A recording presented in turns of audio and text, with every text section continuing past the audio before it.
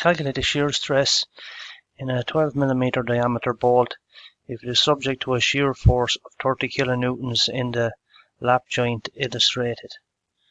Right, so what do we have here?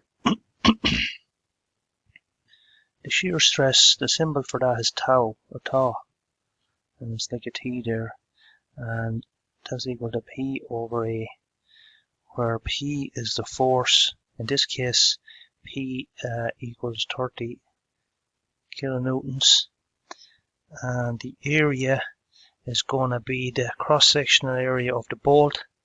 So the area equals pi d squared over 4. So that's going to be pi times 12 by 10 to the minus 3 meters squared over 4. And that turns out to be 113.1 by 10 to the minus 6 squared meters. And that's the area, that's the cross-sectional area. So to calculate the shear stress, it's just going to be tau equals 113.1 by 10 to the minus 6 divided by the area. Oh, I got that wrong, so I'll back it up there.